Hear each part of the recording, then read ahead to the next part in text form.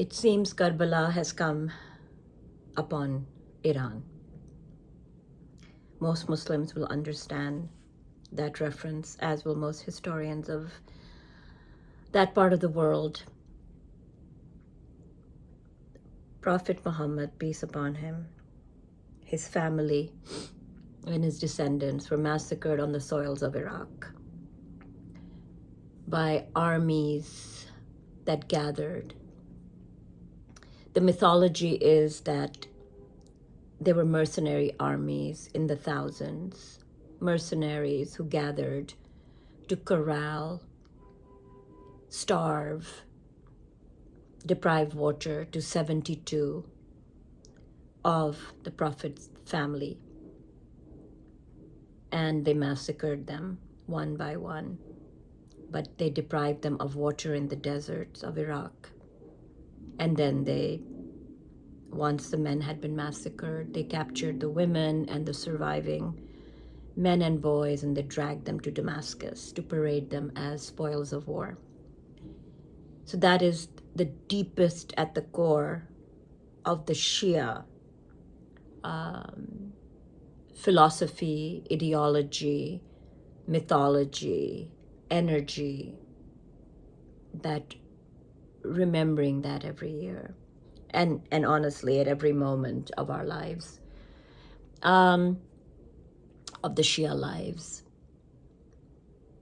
So yes, Karbala has come to Tehran. And why do I say that?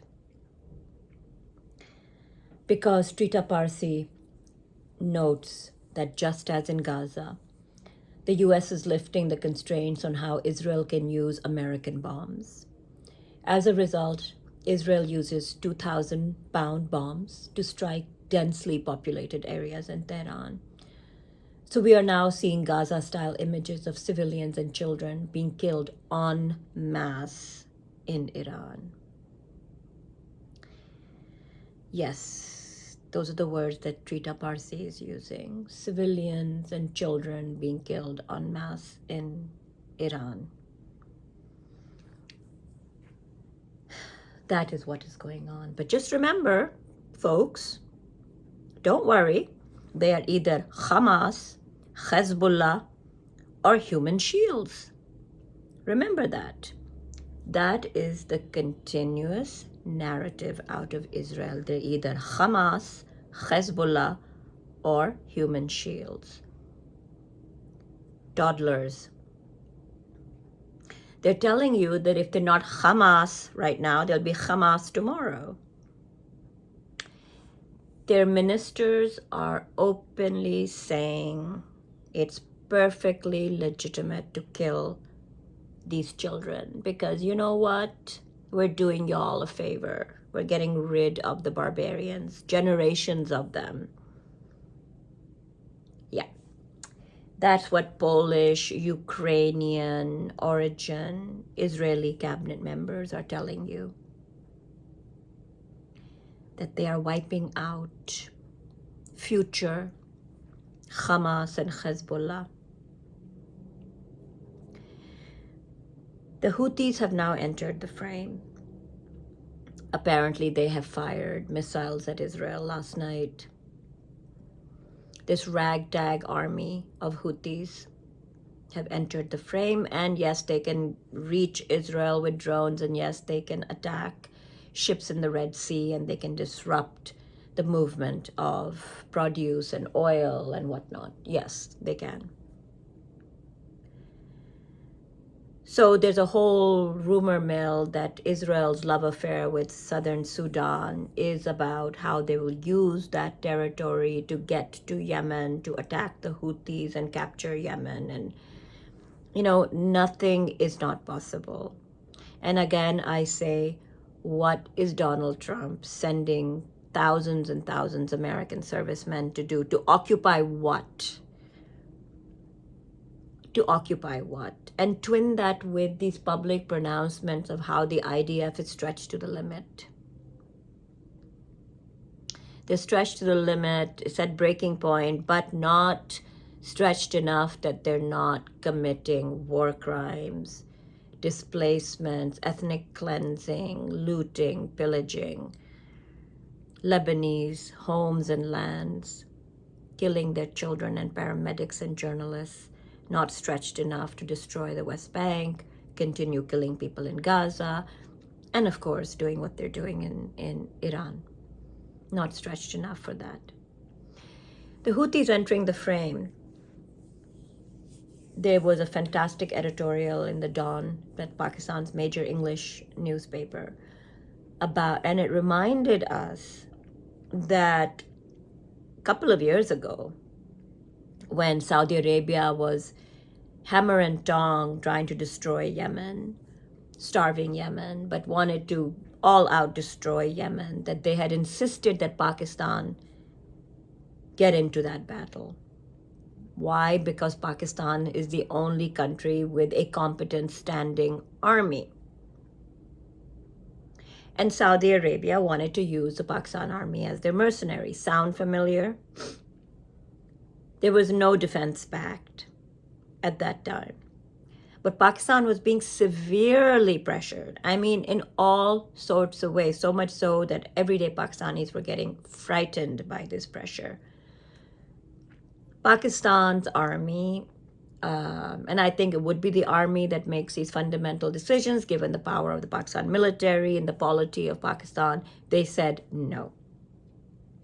They said no, and they asked the parliament of Pakistan to make such a resolution and speak as if the public of Pakistan was speaking. And it worked.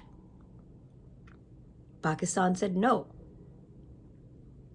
and took the hit because Saudi Arabia was barking mad. But Pakistan stayed out of that fray. So Pakistan knows how to stay out of this fray. And I do think the parliament should vote again, if it makes political sense.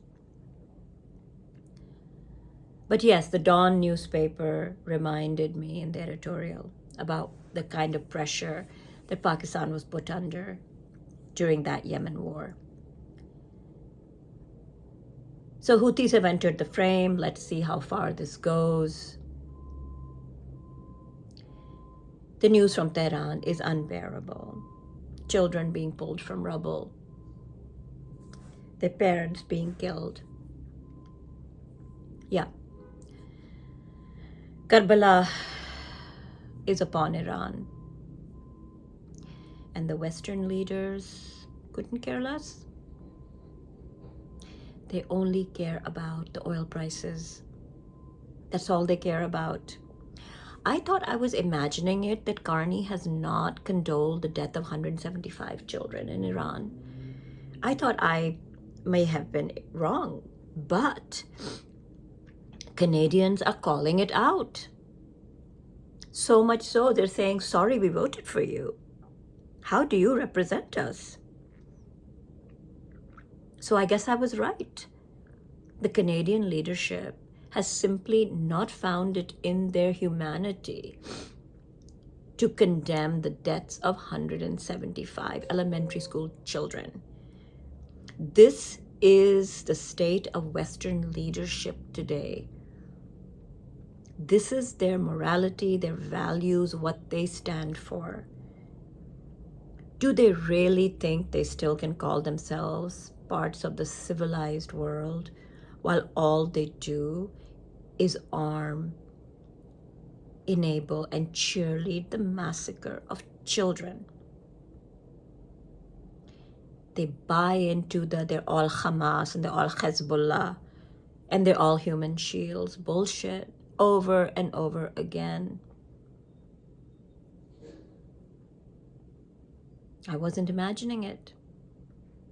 The Canadian leadership has not condemned the death of 175 children and will certainly not condemn what Trita Parsi is now telling us, that the US has lifted any restriction on 2,000-pound bombs being dropped on Iranian children.